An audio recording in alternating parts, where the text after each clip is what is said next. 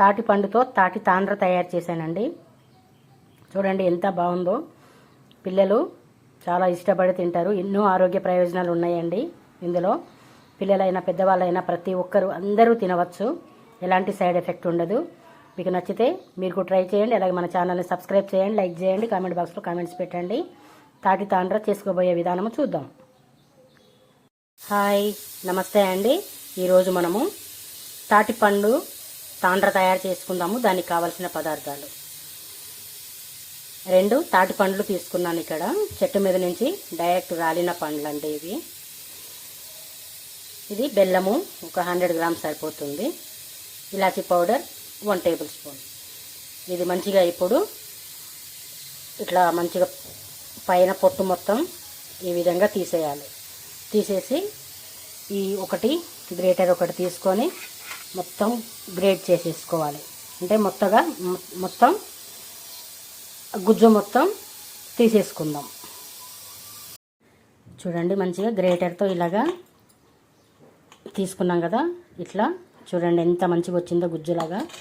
ఇదే విధంగా ఇది ఒకటి ఉన్నది, ఇంకా తీసేసుకొని మంచిగా మనము తాటి తాండ్ర తయారు చేసుకుందాము. చూడండి, మంచిగా ఇలాగా గుజ్జు తీసుకున్నాం కదా. ముందుగా ఇప్పుడు ఒక స్టవ్ ఆన్ చేసి ఒక పాన్ పెట్టుకుందాము. పాన్ పెట్టుకొని ఈ గుజ్జు అనేది మొత్తం ఇందులో వేసేద్దాము. మొత్తం పాన్లో ఇలా మంచిగా వేసుకున్నాం కదా. అలాగే ఈ బెల్లం కూడా వేద్దాము. ఒక 1/2 కప్ వేసుకుంటే సరిపోతుంది. వేసి మొత్తము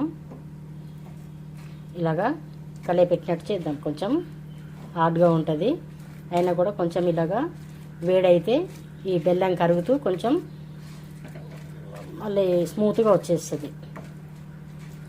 బెల్లం కరిగేంత వరకు ఉంచేసేసి ఒక ప్లేట్లో కొంచెము నెయ్యి రాసి ఈ బ్యాటర్ మొత్తం అందులో పల్చగా మంచిగా అప్లై చేసుకుందాము. అప్లై చేసుకుని ఎండకు పెడదాము. లేకుంటే రూమ్ టెంపరేచర్లో కూడా పెట్టుకోవచ్చు. ఒక 2-3 డేస్లో మనకు సేమ్ తాండ్ర ఎలా వస్తుందో అలా లేయర్గా వచ్చేస్తుంది. చూడండి, బెల్లం కూడా మంచిగా కరుగుతుంది కదా. ఇలాగే కలియపెట్టుకుంటా ఉందాము.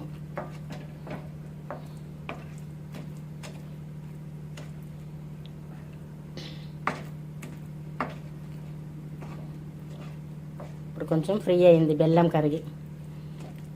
ఇలాగే ఒక 10 మినిట్స్ నుంచి 15 మినిట్స్ వరకు ఇలాగే కలియపెట్టుకుంటూ ఉందాము.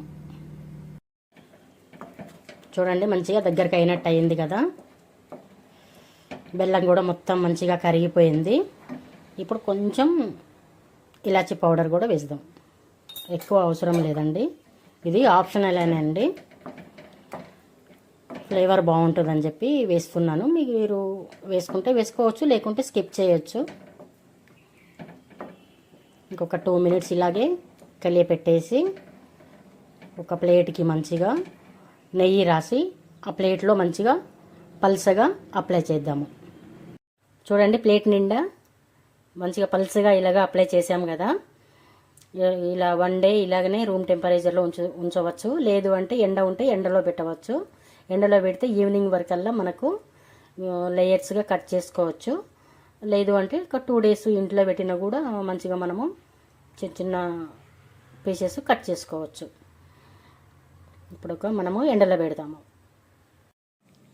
చూడండి, తాటి పండు తాండ్ర తయారు చేసుకున్నాం కదా.